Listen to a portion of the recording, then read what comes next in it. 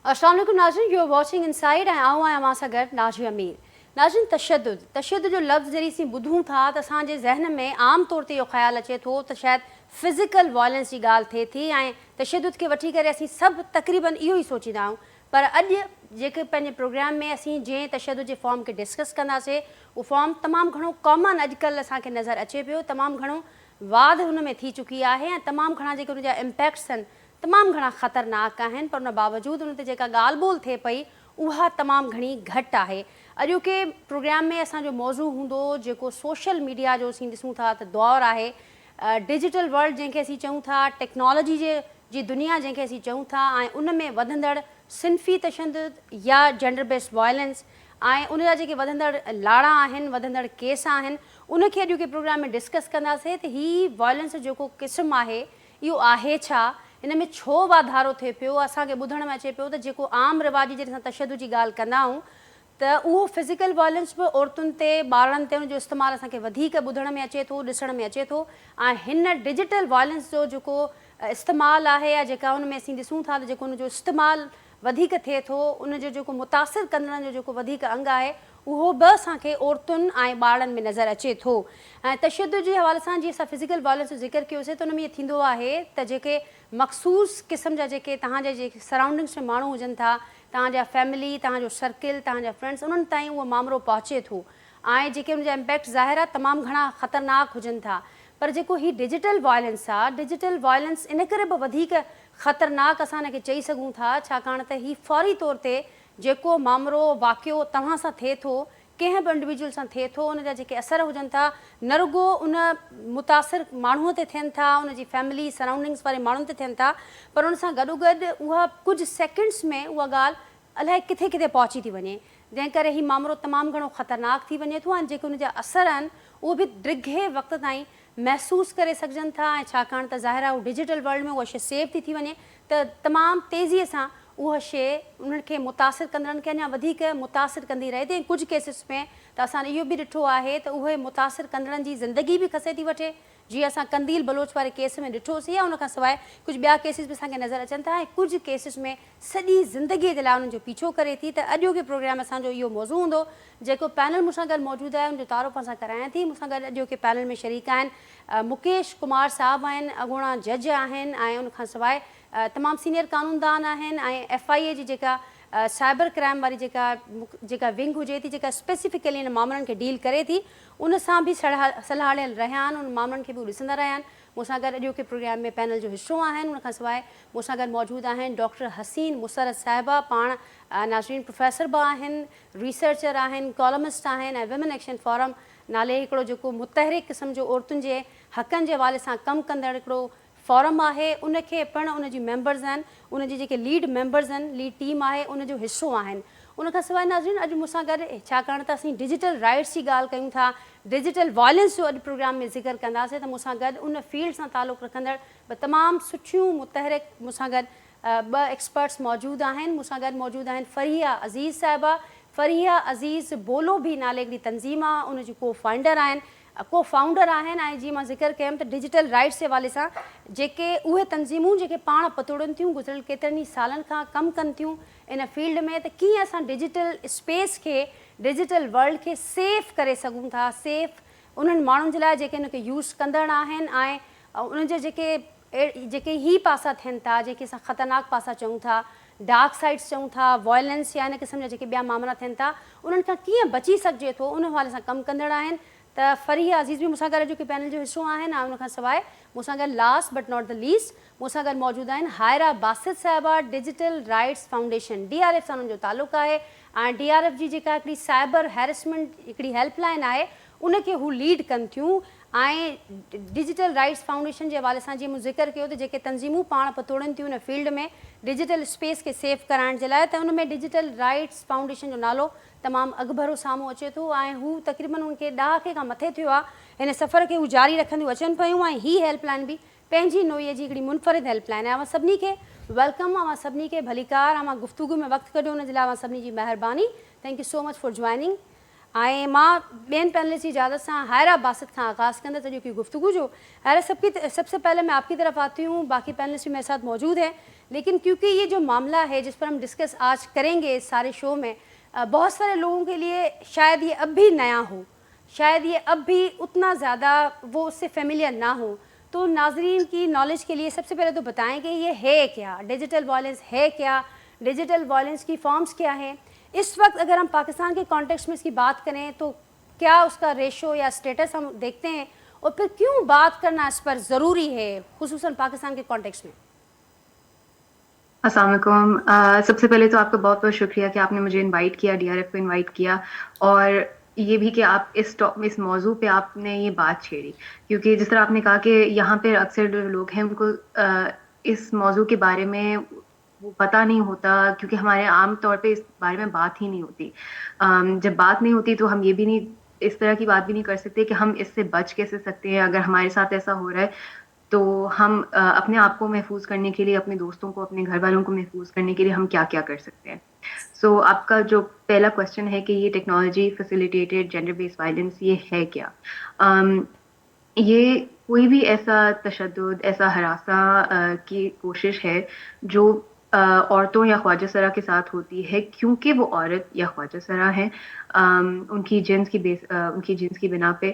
اور اس ذریعے کوئی بھی ٹیکنالوجی کے ذریعے، سو آپ کے انٹرنیٹ کے ذریعے ہو جاتا ہے، آپ کے ہاتھ میں جو آپ کے لیپ ٹاپس، آپ کے فون ہوتے ہیں، یا کوئی کمپیوٹر پروگرام. ہم نے اب دیکھا ہے کہ ڈیپ فیکس بہت زیادہ آنا شروع ہو گئی ہیں، تو اگر کسی کی تصویروں کو ایڈٹ کر کے پھیلائی جائے یا ان کے خلاف استعمال کی جائے، تو کوئی بھی ایسی ٹیکنالوجی کو استعمال کر کے کسی عورت یا کسی خواجہ سرا کے خلاف ان کے اگینسٹ یوز کرنا، ان کو ہراساں کرنے کے لیے، یہ technology facilitated gender base violence میں آ جاتا ہے. ٹھیک، اور ہائرائس کا اسٹیٹس کیا ہے اس وقت پاکستان کے کانٹیکسٹ میں اگر ہم بات کریں؟ ہمیں جس طرح آپ نے میرا انٹروڈکشن بھی کرایا، ہم ایک ڈی آر ایف جو ہے ایک سائبر ہراسمنٹ ہیلپ لائن چلاتی ہے. یہ پچھلے 7 سال سے رن کر رہی ہے، اور ہمیں ابھی تک کوئی 16,000 سے زیادہ اس ہیلپ لائن پہ کمپلینٹس آ چکی ہیں. اسٹیٹس اگر آپ بات کرنا چاہیں تو یہ نہیں ہے کہ پاکستان کے ایک کونے میں زیادہ ہے، ایک میں کم ہے، کسی شہر میں زیادہ ہے. یہ نہیں ہے کہ جی اربن سٹیز میں زیادہ ہوتی ہیں یا چھوٹے شہروں میں، گاؤں میں کم ہوتی ہے کیونکہ شاید وہ انٹرنیٹ کا استعمال کم کرتے ہیں یا فون کا استعمال کم کرتے ہیں. اس طرح نہیں ہے، یہ ہر جگہ، کیونکہ ہم آج کل آلموسٹ ہر کسی کے پاس فون یا فون کا ذریعہ ہوتا ہے. تو یہ پورے پاکستان سے ہمیں کالز آتی ہیں، ہمیں کشمیر سے کالز آتی ہیں، ہمیں بلوچستان سے، سب سے زیادہ پنجاب سے ہی آتی ہیں. لیکن یہ شاید اس کی یہ وجہ ہو سکتی ہے کہ یہاں پہ آبادی زیادہ ہے. پنجاب کے بعد ہمیں سب سے زیادہ سندھ سے، اسلام آباد سے کالز آتی ہیں. اور اگر اور بات کی جائے کہ کس طرح کی کالز آتی ہیں یا کیا کمپلینٹس آتی ہیں، جو عورتیں ہیں ابھی ان کے بارے میں بات کرتے ہیں. وہ اکثر طور پہ یہ رپورٹ کرتی ہیں کہ ان کے ساتھ یا تو آن لائن اسٹاکنگ ہو رہی ہے، مطلب ان کے پیچھے کوئی بار بار ان کو میسج کر رہے ہیں، جبکہ وہ منع کر چکی ہیں کہ ہم آپ سے رابطہ نہیں رکھنا چاہتے. ان کو ڈفرینٹ پلیٹ فارمس پہ میسج پہ ان کو روکا تو واٹس ایپ پہ آگے، واٹس ایپ سے فیس بک پہ آگے، وہاں سے انسٹاگرام پہ. ان کی آن لائن ایکٹیویٹیز میں، مطلب جہاں پہ بھی وہ انٹرنیٹ پہ وہ استعمال کر رہی ہیں، ان کے ہر ایکٹیویٹی پہ نظر رکھی جاتی ہے کہ وہ کب کیا کر رہی ہیں، یا پھر وہ آن لائن سے آپ کے آف لائن ورلڈ میں بھی آ جاتا ہے. سو اگر صرف جیسے کہ اگر میں فیس بک استعمال کر رہی ہوں، سو صرف یہ نہیں ہے کہ کوئی مجھے اگر اسٹاک کرے تو میری فیس بک کی ایکٹیویٹیز پہ وہ نظر رکھ رہا ہوگا. ہو سکتا ہے کہ پھر وہ آن لائن سے آف لائن چلا جائے، تو اگر میں کہیں ٹریول کر رہی ہوں تو وہاں پہ بھی اسٹاکنگ آ جائے گی. تصویروں کا خاص طور پہ غلط استعمال کیا جاتا ہے، یا تو پکچرز ایڈٹ کر دی جاتی ہیں، یا پھر ان کو استعمال کر کے بلیک میل کیا جاتا ہے کہ یہ یا تو مجھے پیسے دو، یا پھر مجھ سے آ کے ملو، مجھ سے رشتہ بنا کے رکھو، ورنہ میں تمہاری فیملی کو بتا دوں گا، یا تمہارے خلاف استعمال کروں گا، یا انٹرنیٹ پہ اور پھیلا دوں گا، وائرل کر دوں گا. ایڈٹ کر کے وہ پھیلا دی جاتی ہیں سوشل میڈیا پہ، یا پھر بس بیسک انٹرنیٹ پہ کہیں پہ بھی. ٹھیک ہے، اس آپ طرح ہی کی کی بات کو آگے بڑھاتے ہوئے جسے آپ نے کہا کہ جیسے جیسے ٹیکنالوجی کا استعمال بڑھا ہے، ڈیجیٹل وائلنس میں بھی اضافہ ہوا ہے، اور اس کا زیادہ شکار جیسے آپ نے ذکر کیا کہ 16,000 سے زیادہ آپ کو کمپلینٹس ریسیو ہو چکی ہیں اور اس میں زیادہ جو بڑی تعداد ہے وہ عورتوں کی اور خواجہ سراؤں کی ہے. فریہ آپ کی طرف آتی ہوں اسی بات کو آگے لے کر. اب اسٹیٹس تو حائرہ نے بیان کر دیا, یہ ہے کیا اس پر بھی ہماری گفتگو ہوئی, لیکن آپ کا تعلق بھی بولو بھی سے ہے, اس پر بولنا کیوں ضروری ہے اور خصوصاً پاکستان کے کانٹیکسٹ میں ہمیں کیوں اس طرف دھیان دینا چاہیے, کیوں بولنا چاہیے اس پر؟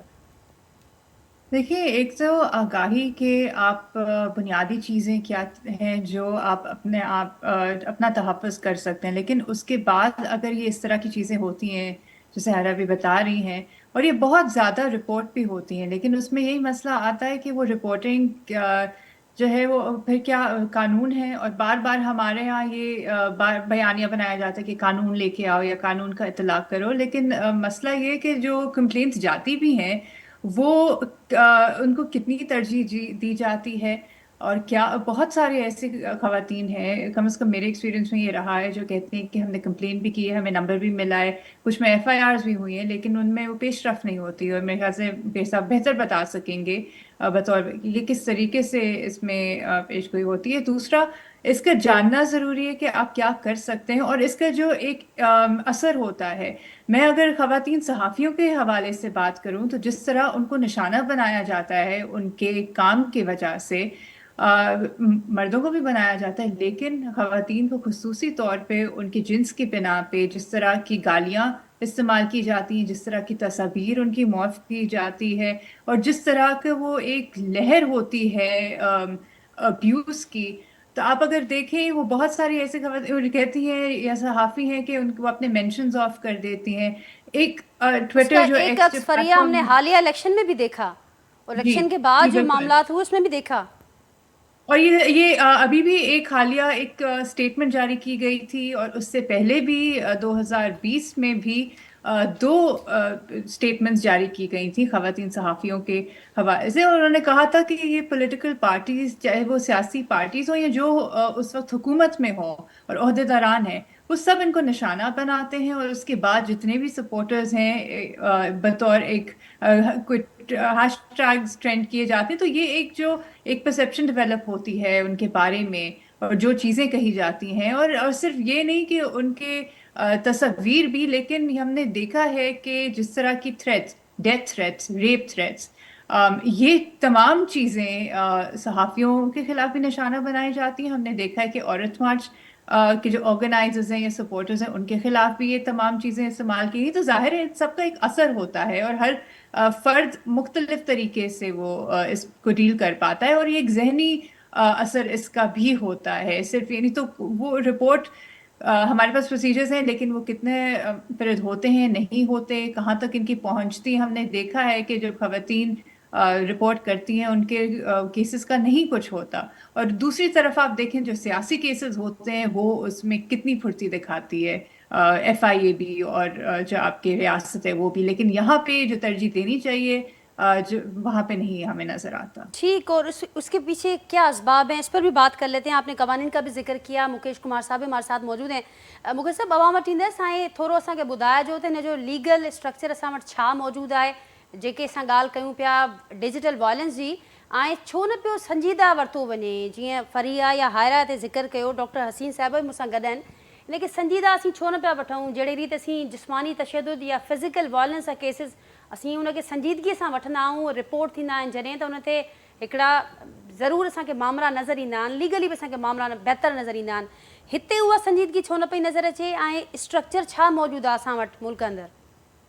Nadia, thank U for having me. जीअं त फरिया ऐं हायरा पंहिंजो मौक़िफ़ रखियो, उन्हनि जी ॻाल्हि खे हिसे वधाईंदे हुए असां वटि जेको बेसिकली हिन वक़्तु कानून अवेलेबल आहे, prevention of electronic crimes act 2016, इन खां पहिरियां असां वटि इलेक्ट्रॉनिक ट्रांज़ैक्शन ऑर्डिनेंस 2002 अवेलेबल हुयो, जंहिंमें सिंपली अगरि जे तव्हां कंहिंजी ईमेल हैक कयो या कंहिंजी डेटा ब्रीच कयो, दोज़ वर दी ऑफेंसिस, उनमें सिर्फ़ु उहे ई ऑफेंसिस जुर्म ज़िक्र थियल हुया. उनखां बाद prevention of electronic crimes act 2016 आहे. हाणे इन जा 4 खां 5 पहलू अलॻि अलॻि आहिनि. हिकु सनफ़ी तशदुद वारो आहे, ॿियो फाइनेंशियल फ्रॉड बि असां वटि घणो आहे, ॿियो फ्रीडम ऑफ स्पीच, जंहिंखे अॼु ताईं ॾाढो बुरे अंदाज़ सां बार बार दॿायो बि वञे थो पियो. इन ई कानून जे मद्देनज़र रखंदे हुए रीसेंट वाक़िया तव्हांखे ख़बर आहिनि जंहिंमें सहाफ़ियुनि खे गिरफ़्तार कयो वियो आहे। इन करे जेको फ्रीडम ऑफ स्पीच आहे उनखे बि असांखे संभाले रखिणो आहे, उनखे अॻिते वधाइणो आहे। जॾहिं त वरी सेक्शुअल वायलेंस जी ॻाल्हि अचे थी वञे त कैपेसिटी बिल्डिंग जो वॾो मसइलो आहे FIA जो। FIA वटि हिकिड़ो प्रॉपर प्रोसीजर आहे, उनमें रूल 7 तहत उन्हनि वटि हिकिड़ी कंप्लेंट ऑनलाइन बि फाइल थी सघे थी। कंप्लेंट ऑनलाइन फाइल थियण खां पोइ उन्हनि जो सर्किल इंचार्ज मार्क कंदो आहे हिकिड़े इन्वेस्टिगेशन ऑफिसर खे। उन्हनि खे 60 ॾींहंनि में पंहिंजी इंक्वायरी कंप्लीट करे मैटर रिपोर्ट करणो आहे सर्किल इंचार्ज खे। त बाबा इधर कॉग्निजेबल ऑफेंस जंहिंमें पुलिस के पावर्स हूंदा आहिनि या FIA के पावर्स हूंदा आहिनि कंहिं बि माण्हू खे विदाउट वारंट अरेस्ट करण जा, उनखे गिरफ़्तार करे सघे थो। अगरचे कोई कॉग्निजेबल ऑफेंस मेड आउट नथो थिए त मैजिस्ट्रेट जी मर्ज़ी सां उन ते इन्वेस्टिगेट करे सघे थो। बट अनफॉर्चुनेटली असां वटि कैपेसिटी बिल्डिंग कोन्हे। असां वटि इन्वेस्टिगेटिंग ऑफिसर्स जेके टेक्निकल मामलात में माहिर हुजनि उन्हनि जी वॾी कमी आहे। अगरचे टेक्निकल मामलात में उहे माहिर आहिनि त कानूनी मामलात में उहे अबोझ आहिनि। अगरचे को कानूनी मामलात में माहिर आहिनि त उहे टेक्निकल मामलात में अबोझ आहिनि। त माना हिकिड़ो कैपेसिटी बिल्डिंग जो वॾो मसइलो आहे, उन्हनि जी ट्रेनिंग जो वॾो मसइलो आहे। कानून इट सेल्फ प्रोवाइड थो करे त जेको बि ऑफिसर अपॉइंट थींदो उन्हनि जी बाक़ाइदा हिकिड़ी ट्रेनिंग रखी वेंदी। बट अनफॉर्चुनेटली जेके बि ऑफिसर अपॉइंट थिया आहिनि उन्हनि जी अॼु ॾींहं ताईं का ट्रेनिंग ई नथी आहे। तो रीज़न इहो आहे। ॿियो अवेलेबिलिटी ऑफ इन्वेस्टिगेटिंग ऑफिसर्स, तमामु घटि इन्वेस्टिगेटिंग ऑफिसर्स आहिनि। 2022 में पूरे पाकिस्तान में 80,000 कंप्लेंट्स फाइल थियूं cyber crime complaint help desk ते, जंहिंमां most of them were regarding digital violence, cyber violence. हाणे जेका कंप्लेंट फाइल थिए थी, का औरत फाइल करे थी, पहिरियां त वॾो असांजो हिकिड़ो सोसाइटी जो मसइलो आहे। Unfortunately V live in a patriarchal society जंहिंमें असांजे घर जा मर्द इजाज़त न ॾींदा आहिनि हिकिड़ी औरत खे त उन सां को ज़ुल्म थियो बि आहे त उहा वञी करे रिपोर्ट करे। पहिरियां त उनखे घर में ई मना कई वेंदी आहे। अगरचे हू का रिपोर्ट करे बि अथी त उन सां ॿांह ॿेली थी बीहंदा न आहिनि। ॿांह ॿेली थी बीहण वॾो ज़रूरी आहे। जॾहिं ॿांह ॿेली बि थी करे उहे बीहंदा त उहो किसो ज़रूर मंतकी अंजाम ते पुॼंदो। ऐं माशाल्लाह असां वटि एतिरी एक्सपर्टीज़ बि आहिनि कुझु ऑफिसर्स वटि त जेके उहे ट्रेस करे वेंदा आहिनि ऐं पंहिंजो वाईफाई जे नेटवर्क जे ज़रिए या जेका लॉग्स उन्हनि खे मिलनि था पिया उहे पंहिंजो माण्हू वटि पुॼी वेंदा आहिनि। उनजे बिल्कुलु मुक़िल मोबाइल साहब, मां ऐं हिते ज़रूरु मां इहा बि अव्हांजी इजाज़त सां एड कंदसि त असां वटि त इहो थिए थो त जॾहिं अहिड़े क़िस्म जो मामिलो थिए थो त असां आम सोसाइटी में ॾिसूं था त उनखे उन टेक्नोलॉजी जे इस्तेमालु खां ई मना कयो वञे थो। मर्द बिल्कुलु हुजे या औरत, बिल्कुलु ऐं ख़ासि करे औरत खे त वधीक मना कयो वञे थो। तव्हां उन टेक्नोलॉजी खे इस्तेमालु ई करणु छॾे ॾियो त न इस्तेमालु कंदो आहे, न ई तव्हां अहिड़े कंहिं वॉयलेंस खे तव्हां मुंहुं ॾींदो। बजाए उनखे अवेयर करण जे जी तुंहिंजो बहितर इस्तेमालु कजे, छो हर शइ जो बहितर इस्तेमालु थी सघे थो पियो। असां उनखे इहा पाबंदी हणी छॾूं त बाबा तूं मोबाइल ई इस्तेमालु न कर, जेको सरासर हिकिड़ो ग़लति अमल आहे। या चइजे त उनखे पंहिंजा उन जेके राइट्स आहिनि उहे ख़तमु करण जो मामलो आहे। त जॾहिं इन्वेस्टिगेटिंग ऑफिसर्स जेको उनखे कंप्लीट करे उनखे टाइम 6-8 महीना लॻी थो वञे, जॾहिं उहो कोर्ट में मामलात पुॼे थो पियो त कोर्ट जा हिकिड़ा अलॻि पैरामीटर्स आहिनि, कानूनी तरीक़ेकार आहिनि। उन में उन शइ खे हल थींदे थींदे 6 खां 8 महीना साल लॻी था वञनि। मां हिकिड़ो तव्हांखे सिंपल एग्ज़ाम्पल ॾियां। मूं वटि जी हिकिड़ी कंप्लेंट आई जंहिंमें FIR बि कटियल हुई। छोकिरी हुई, पढ़ियल लिखियल हुई। somehow she shared her personal space with a person.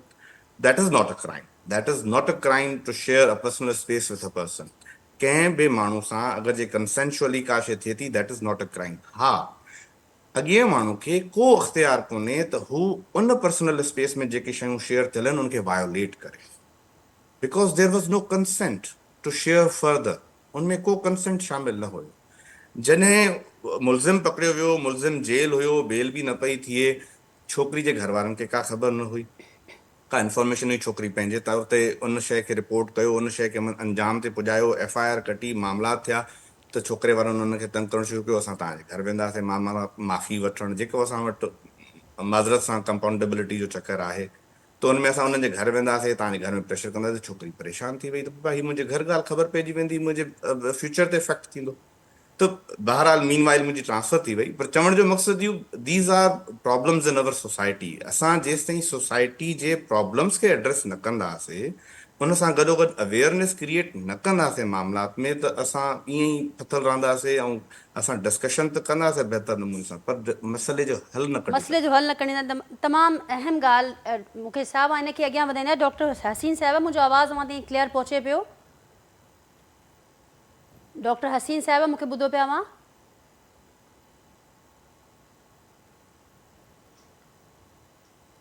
Doctor हसीन साहिबा पंहिंजो माइक काइंडली अनम्यूट कजो जीअं असां तव्हांखे ॿुधी सघूं हेलो जी आवाज़ अचे पियो न बिल्कुलु अचे पियो डॉक्टर साहिबा अवाम खे मां इहो जेका ॻाल्हि मुकेश साहिबु कई उन्हनि इहा ॻाल्हि तमामु अहम कई त जेसि ताईं असीं केतिरी बि एडवोकेसी कयूं ऐं असीं पंहिंजे पंहिंजे पार में असीं अवेयरनेस बि कयूं पर जेसि ताईं सोसाइटी जे जेके कुझु मामला आहिनि उन्हनि खे बहितर नथो कयो वञे उनजा इम्पैक्ट्स नज़र न ईंदा पर हाणे ज़रूरु इन में पंहिंजो पॉइंट तव्हां एड कजो पर इहो बि ज़रूरु ॿुधायो त उहे माण्हू जेके पाण इहो कमु कंदड़ आहिनि एडवोकेसी कंदड़ आहिनि लॉबिंग कंदड़ आहिनि इन ॾस में अवेयरनेस जो कमु कंदड़ आहिनि उहे पाण बि त महफ़ूज़ न आहिनि इन डिजिटल वायलेंस खां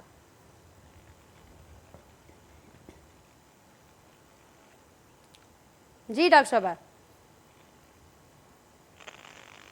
हा नाजिया ॾाढी सुठी गुफ़्तगू हली त सभिनी जेके गुफ़्तगू कंदड़ आहिनि फरिया आहे आयरा ॿुधायो त भई असां जे डिजिटल दौर में रहूं पिया उन में काफ़ी सारियूं सहूलतूं बि आहिनि कानून साज़ी बि थी आहे जेका हिकिड़ी हक़ीक़त आहे जेका आउं चवंदी आहियां त हमेशह कानून साज़ीअ जी असां ॾाढी साराह कंदा आहियूं त इहो हिकिड़ो हथियार आहे जंहिंजे ज़रिए असां अॻिते वधी सघूं था त असां ॾोह खे ॾोह चई सघूं था न पर इहा बि हक़ीक़त आहे त जंहिं समाज में रहूं था उहो ॾाढो ॾुखियो आहे औरत लाइ अॼु बि ॾुखियो आहे सोशल मीडिया बि ॾुखियो आहे त ॿाहिरियों समाज बि ॾुखियो आहे ऑनलाइन ऑफलाइन ॿई हक़ीक़तूं मौजूदु आहिनि ऐं इन ॻाल्हि खां को इनकार कोन्हे त जेतिरो जेकॾहिं आयरा चयो त 16,000 कंप्लेन पहुतियूं आहिनि त मूंखे इहो बि आहे त उन्हनि मां केतिरियूं हल तरफ़ वयूं हूंदियूं न छो त इन में जेतिरनि ॾींहंनि में मुकेश साहिबु ॻाल्हि कई न त साल लॻी थो वञे 9 महीना लॻी था वञनि त उन सूरत हाल में उहा छोकिरी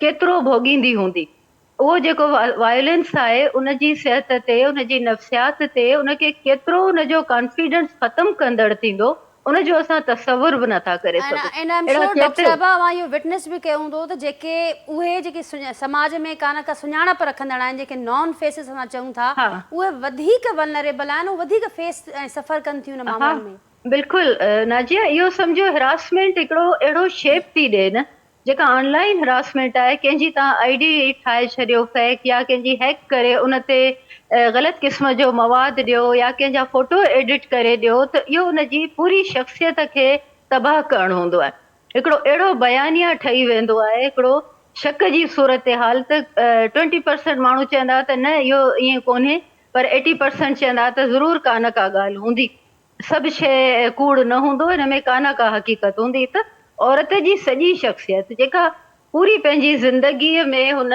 हिकिड़ो को नालो कमायो हूंदो उहो हिकिड़े सेकंडनि में माण्हू भस्म करे था छॾीनि बिना सोचण सम्झण जे त हिन ते कहिड़ो असरु पवंदो पूरो ख़ानदान उहो औरत समाज सां विढ़े सोशल मीडिया सां विढ़े या घर सां विढ़े कहिड़े पासे वञे ऐं इहा बि ॻाल्हि थी त भई तमामु घटि फैमिलीज़ आहिनि जेके साथ ॾींदियूं आहिनि असांजो जेको तरीक़ेकार आहे अफ़सोस सां चवणो थो पए त अदालत जो निज़ाम आहे एतिरे क़दुरु त सुस्त रवीअ जो शिकार आहे जो आख़िर विक्टिम शिकायतूं कंदे कंदे आख़िर मरी बि वेंदा आहिनि के ख़ुदकुशियूं करे था छॾीनि पर इन्हनि शयुनि खे मुंहुं ॾियणु यकीननि तमामु घणो ॾुखियो आहे ऐं मूंखे पाण काफ़ी सारा केसिस हूंदा आहिनि वुमन सेक्शन फोरम वटि ईंदा आहिनि पढ़ियल लिखियल छोकिरियूं आहिनि FIA में कंप्लेन करण खां पोइ काफ़ी वक़्तु गुज़री थो वञे उन्हनि जे रेस्पॉन्स जो ऐं काफ़ी त नाजिया इहे बि शिकायतूं थींदियूं आहिनि त तफ़्तीश जे दौरान ऑफिसर उन्हनि खे केतिरो हिरास था कनि या उहा छोकिरी उहा ॻाल्हियूं ॿुधाईंदे केतिरो हिरास थी थिए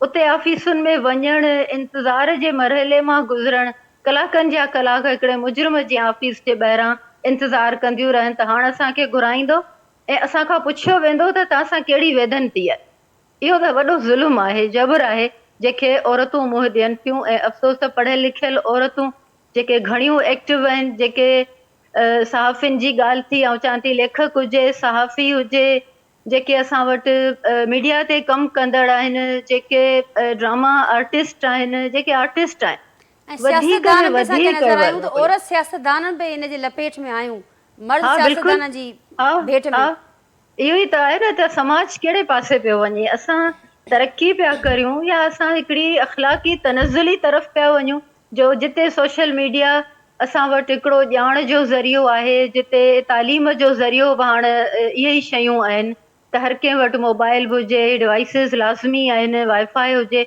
उते असांजे छोकिरियुनि खां इहो चई मोबाइल फुरियो वञे त न का ज़रूरत कान्हे, हिन में त तव्हांखे नुक़सानु आहे, अकाउंट बंदि कया वञनि त ॿुधो असांजो समाज कीअं तरक़ी कंदो। तव्हांखे यादि हूंदो कोविड में क्लासिस बि ऑनलाइन पे हलिया, जी ऐं अफ़सोस थियो त हिकु उस्ताद जी हैसियत सां मूंखे ख़बर पई त छोकिरियुनि खे मोबाइल इस्तेमालु करण जी इजाज़त ई कान्हे, कंहिंजो भाउ जो नालो पियो अचे, कंहिंजे पीउ जो नालो पियो अचे, चाचे मामे जो पियो अचे, पर्सनल मोबाइल रखणु ॼण त को ॾोहो हुजे न, त इहे शयूं आहिनि जिन खे असांखे असां वटि जेके बि फोरम आहिनि, आउं चवंदसि त आगाही खां वधीक आगाहीअ जी बि सख़्तु ज़रूरत आहे।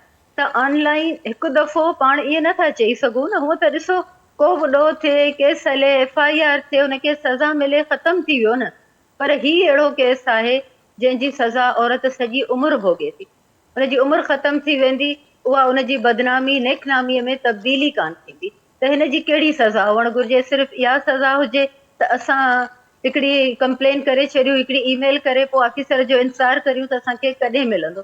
तव्हां यकीन कयो, असां वटि जेका शिकायत आई हुई, यूनिवर्सिटी जी छोकिरी हुई, उहा काफ़ी FIA एतिरे ऑनलाइन शिकायतुनि खां पोइ फिज़िकल हुन FIR लाइ वई, केतिरो देरि उहा ऑफिसरनि जे उते थाणे ते वेठी रही, पर हू बैक डोर खां हुननि पंहिंजी जेके मुजरिम हुआ हुननि ज़मानत कराए छॾी। छोकिरी चवंदी रही त मुंहिंजी पढ़ाईअ जो सुवालु आहे, पर ख़ासि ॻाल्हि त हुनजो पीउ ऐं भाइर माउ सभु हुननि सां गॾु हुआ, 2-3 केसिस अहिड़ा थियनि जिन में माइट गॾु बीठा आहिनि, पर उन जे बावजूदि असांजो क्रिमिनल सिस्टम जेको आहे न, उहो ॾाढो सघारो आहे। असां केतिरी बि कोशिशि करियूं, असांजो जेको समाज आहे, पेट्रियार्कल सोसाइटी आहे, उहा ॾोहनि खे ॾाढो सपोर्ट थी करे, ॾोहनि जो भर झलो थी थिए बनिस्बत हुनजे त हिकिड़ी औरत जे सघारे आवाज़ खे हिकिड़े कमज़ोर आवाज़ में तब्दील कजे, जो उहा हथु खणी वेही रहे त ठीकु आहे, जेको कुझु मूं कयो मुंहिंजी ग़लती हुई, हाणे त जान छॾियो, रुॻो सुख सां ज़िंदगी गुज़ारियां, कम अज़ कम ख़ुदकुशी त औरतूं न कनि, एतिरो असांखे सोचणु घुरिजे त जिन मर्दनि लाइ सोशल मीडिया हिकिड़ो मज़ाक़ आहे, उहो इहो सोचीनि त इहो मज़ाक़ कंहिंजी ज़िंदगी फुरे सघे।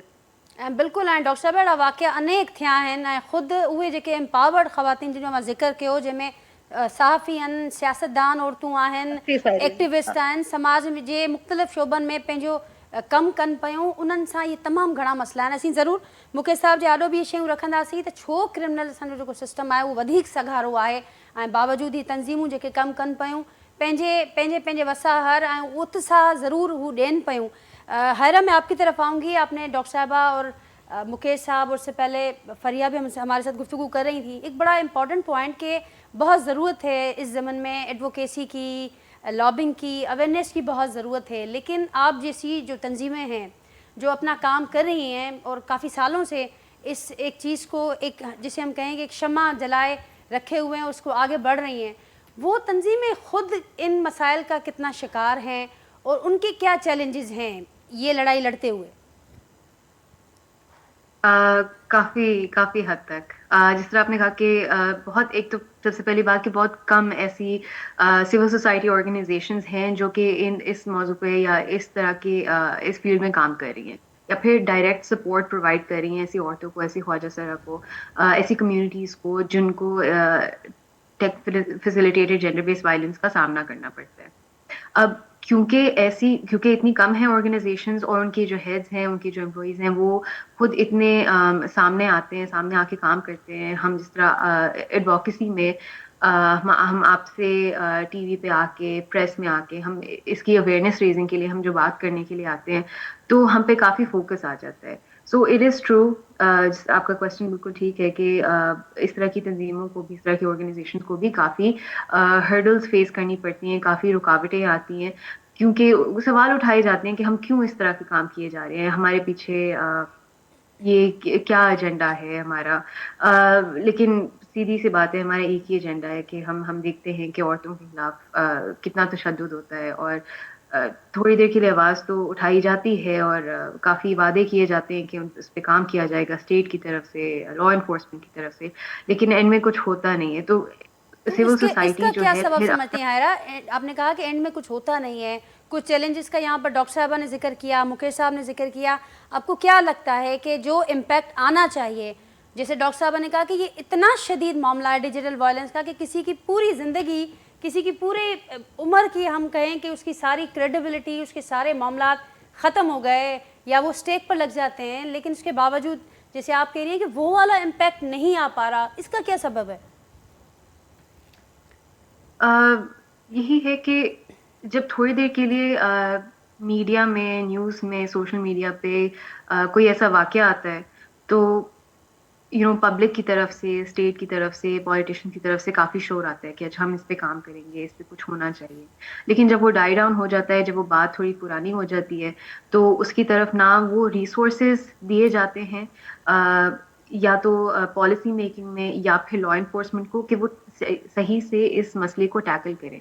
अगर हम FIA की बात करते हैं, लेट्स से कि वो ये इदारा है जो कि साइबर क्राइम्स को देखता है, लेकिन अगर हम बात करें कि क्या वो प्रॉपरली रिसोर्स्ड हैं, क्या इतने ऑफिसर्स हैं FIA में कि वो सही से, जितनी तादाद में ये केसेस आते हैं gender based violence, online gender based violence के, तो क्या इतने ऑफिसर्स हैं कि वो उनको सही से जल्दी से, जितने टाइमली इन केसेस को इन्वेस्टिगेट करना चाहिए, उनको सॉल्व करना चाहिए, तो क्या इतने ऑफिसर्स हैं कि वो इस तरह से इनको हैंडल कर सके? क्या उनके पास रिसोर्सेज हैं कि अगर लेट्स से किसी दूसरे शहर में जाके किसी परपिट्रेटर को पकड़ना है, तो क्या उनके पास गाड़ियां अवेलेबल हैं, क्या उनके पास पेट्रोल अवेलेबल है? इतनी छोटी छोटी बातें हैं जहाँ पे उनके पास रिसोर्सेज नहीं होते कि हम जी, जाके अपना काम कर सके। या क्या उनके पास सोशल मीडिया कंपनीज के साथ राब्ता करने की, क्या ये उन्होंने पॉलिसीज बनाई हुई हैं, क्या उन्होंने ये चैनल बनाया हुआ है कि वो आराम से उनसे जाके ये इन्फॉर्मेशन ले सकें कि हम एक इन्वेस्टिगेशन कर रहे हैं जी, हमें आपकी कंपनी से हमें लॉ की ये मसला सॉल्व करने के लिए हमें आपसे ये इन्फॉर्मेशन चाहिए। ये यहाँ पे बार बार स्टेप बाय स्टेप ये हर्डल आए जाते हैं, क्योंकि हमारा हेल्पलाइन की तरफ से भी हम FIA के साथ काफ़ी राब्ते में रहते हैं, तो हमें ये सारे कॉन्स्टेंटली ये मसले बताए जाते हैं उनकी तरफ से कि हमारे पास ये रुकावट आ रही है, ये रुकावट आ रही है। तो ठीक resources are very big issue. ठीक। अगर आप फॉलो कह अप रहे का हो कि आपने हम जिक्र किया कि फॉलो अप नहीं है, रिसोर्सेज का आपने जिक्र किया, कुछ चैलेंजेस का मुकेश साहब ने जिक्र किया। फरिया, आप इसमें कुछ ऐड करना चाहेंगी? और फिर इस पर भी जी ज़रूर कमेंट कीजिएगा कि किस तरीके से हमें मज़ीद करने की ज़रूरत है। ये सारी चीज़ें जो हम डिस्कस कर रहे हैं ये ऑलरेडी हो रही हैं, इनका इम्पैक्ट कहीं ना कहीं पर तो ज़रूर आ रहा है, उतना नहीं आ रहा जितना हम एक्सपेक्ट कर रहे हैं, लेकिन कहीं ना कहीं पर इसका इम्पैक्ट ज़रूर मौजूद है। मज़ीद क्या करना चाहिए? देखिए, मेरी नज़र में तो जो कानून नाफिज करने वाले इदारे हैं उनकी अकाउंटेबिलिटी ओवरसाइट की भी ज़रूरत है। जो हसीन ने बात की थी, और कि ये सिर्फ कैपेसिटी ज़रूर है, हैरा ने भी कहा, मुकेश साहब ने भी बोला कि कैपेसिटी के इश्यूज भी हैं, ट्रेनिंग के इश्यूज भी हैं, लेकिन हसीन ने जो बात की, और ये हम बहुत ज़्यादा केसेस के साथ देखते हैं कि जब वो जाती भी हैं खवातीन, वो क्या रवैया इख्तियार किया जाता है उनको। एक तो विक्टिम ब्लेमिंग एक अलग चीज़ होती है उनके साथ, और दूसरा कि आप मुकेश साहब ने भी इसका जिक्र किया कि जहाँ कंपाउंडेबल नहीं भी होता है, जहाँ कोई कॉम्प्रोमाइज नहीं भी हो सकती, कॉग्निजेबल भी केस होगा, उसके बावजूद इस तरह के सर्कमस्टांसेस पैदा किए जाते हैं कि एक समाजी इशू भी है कि कौन कब तक चल सकता है। हसीन ने भी यही कहा कि कौन कितना मजबूत है, उन पे कितना प्रेशर आएगा या खानदान का आएगा वगैरह, ये सारी चीजें देखें। यहाँ तक कि किसी के पास आयोस कम है वगैरह, ये सारी चीजें अपनी जगह, लेकिन उसका क्या जब तरजीह नहीं दी जाती, जब आपके रिसोर्सेज जो हैं आप सियासी चीजों के लिए इस्तेमाल करते हैं, या उनके लिए जो उनके केसेस को आप तरजीह देते हैं जिनकी पावर ज्यादा है या पैसा ज्यादा है, और उन खवातीन को आप इसी कानून के जरिए निशाना बनाते हैं जो ऑनलाइन ये कहती हैं कि हमें हिरासा किया गया, उल्टा उन पे आप लगा देते हैं Section 20 और वो मुकदमे चलाने लग जाते हैं। तो ये भी जरा देखने की जरूरत है। और दूसरा ये कि एक केस कराची में हुआ था, पहले कोई 8 FIRs में से होगा, उस पर कोई कैपेसिटी का कोई बात ही नहीं थी। फाइल गुमा दी गई, उसमें सालों लग गए उन खातून को कि एक हरासमेंट का इशू, कितने सारे आपके साथ मसाइल होते हैं आपके जिंदगी में साल में, वो एक हरासमेंट इशू को लेके चलना 5 साल लग गए कि पहले फाइल नहीं है, फिर फाइल लेके आए, कन्विक्शन भी हो गई, सजा भी हो गई, लेकिन जब तक वो केस इख्तिताम पे पहुंचा, वो सेंटेंस सर्व आउट कर चुके थे, उसके बाद हाई कोर्ट में वो कन्विक्शन स्टे हो गई। तो ये पूरे मरहले से गुजारने का मकसद क्या है? और हमें ये भी देखना है कि ये जो हम कहते हैं कि क्रिमिनल जस्टिस सिस्टम, जो मेरी नज़र में एक क्रिमिनल इनजस्टिस सिस्टम है, कि आपके एक पहले जो आपके साथ वाकया होता है, उसके बाद जो आपको इस प्रोसेस के जरिए मजीद और विक्टिमाइज किया जाता है, वो एक अलग कहानी है। तो उसमें आपको क्या गेन मिलता है? और ज्यादा आपको अजियत, आपके फाइनेंशियल जो स्टेबिलिटी है वो कम होती है, आपके जहनी तौर पे हसीन ने भी जो बात की थी कि जो इसका असर होता है पढ़ी लिखी खवातीन पे भी, कि वो घर अगर है तो वो मुतासर होता है, एजुकेशन है तो वो मुतासर होती है। तो ये तमाम असरात जो है समाजी ये आपके कानूनी तरीका इख्तियार करने के लिए, तो यहाँ पे भी अकाउंटेबिलिटी की ज़रूरत है, जिम्मेदार ठहराना बहुत ज़रूरी है। सिर्फ ये कह देना कि कानून है या कोई इदारा है या ये प्रोसीजर्स हैं, इसका ये मतलब नहीं है कि इससे हमें कोई जस्टिस हासिल हो जाती है। और उसके अलावा एक समाजी तौर पे ये जहन साजी करना कि ये नहीं कि आप फोन ले लें, टेक्नोलॉजी ले लें, इंटरनेट ले लें खवातीन से, कि इस्तेमाल नहीं करो गलत चीज़ें, या फिर अगर कंसेंशली जैसे मुकेश साहब ने बोला कि किसी ने शेयर की, वो जुर्म नहीं है। जो आगे उसके साथ नॉन कंसेंशुअल वो आगे फैलाना या उनको निशाना बनाना, वो जुर्म है। ये जहनियत का भी मसला है, ये सिर्फ कानून नहीं ठीक कर देगा, ये जहनियत जब तक नहीं बदलेगी कि आप उसको जिम्मेदार ठहराएं जिसकी गलती है, ना कि उसको जिसके साथ कोई चीज़ हो रही है। ठीक, मुकेश साहब हिन में कुछ ऐड कंदो ऐं क्रिमिनल जस्टिस सिस्टम जेको विक्टिम्स जे लाइ सपोर्टिव हुजणु घुरिजे, पर उहो विक्टिम्स लाइ असीं ॾिसूं था त वधीक अज़ियत ॾींदड़ बणिजी वियो आहे। इन जा कहिड़ा कारण आहिनि? हिते इहा बि ॻाल्हि थिए पई त हुकूमतूं रियासत उन सभिनी खे हिन अहम मामलनि खे रुगो लफ़्ज़ी तौर ते न पर अमली बुनियादनि ते प्रायोरिटी ते आणणो पवंदो।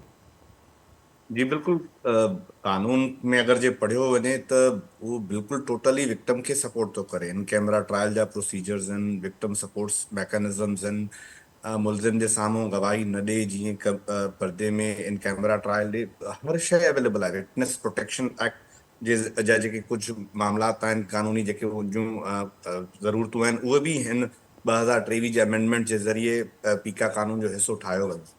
बट प्रॉब्लम अगेन लाइज विद द सोसाइटी, या जेको बेसिक सिस्टम आहे असांजो क्रिमिनल जस्टिस सिस्टम, के भाई इनोसेंट अंटिल प्रूवन गिल्टी। हाणे हिकिड़ी कंप्लेंट अची वई, कंप्लेंट खे प्रूव करणो आहे बियॉन्ड रीज़नेबल डाउट।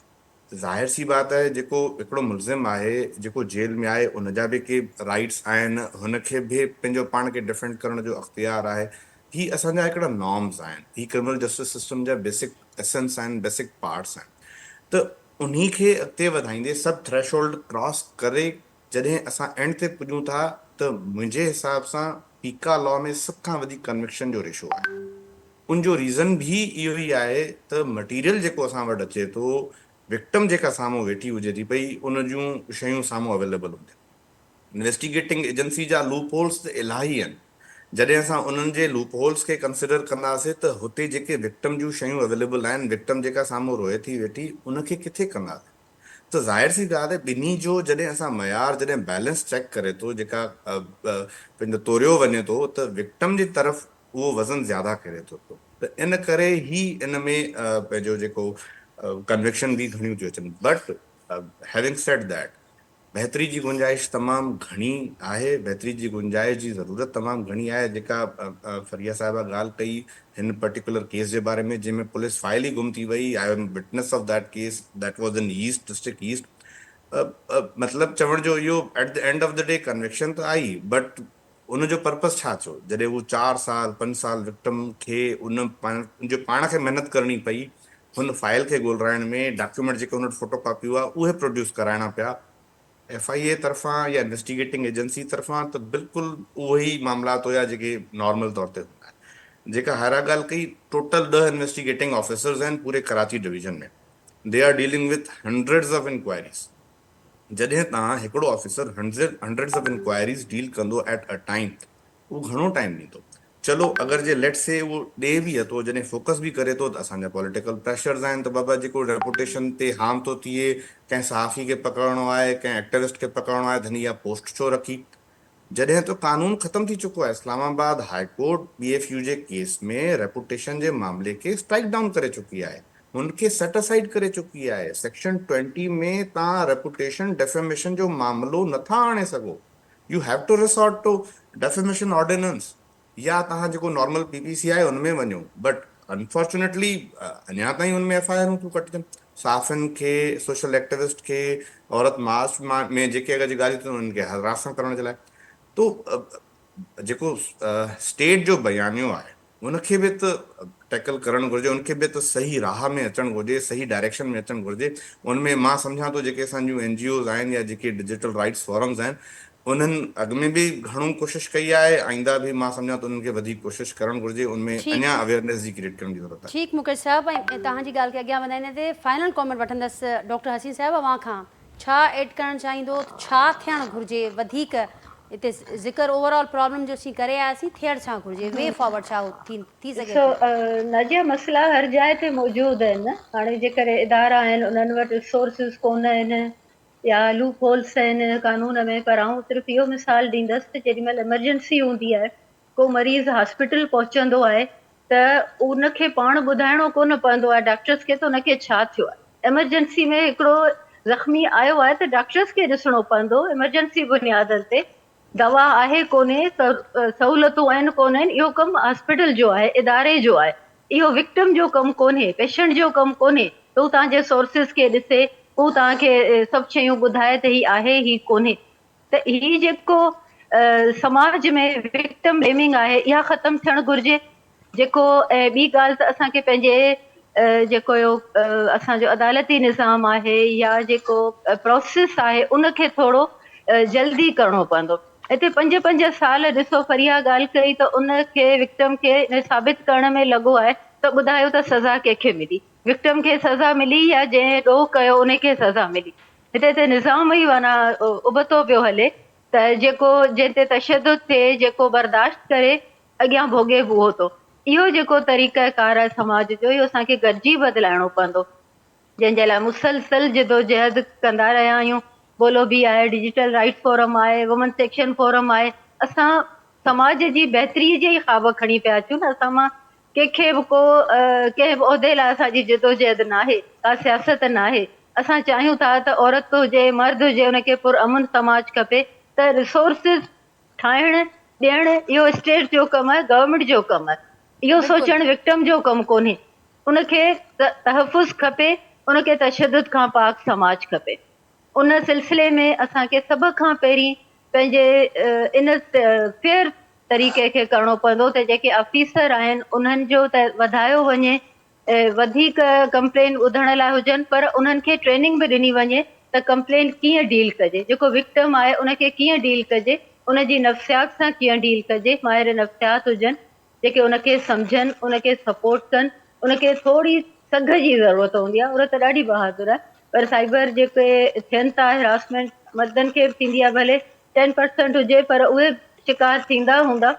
त आउं ॿिन्ही जी ॻाल्हि कंदसि त ॿिन्ही जे लाइ ज़रूरी आहे, पर सभ खां वधीक वल्नरेबल असांजी औरत आहे, पढ़ियल लिखियल औरत आहे, जंहिंखे हद खां वधीक तहफ़ुज़ जी ज़रूरत आहे।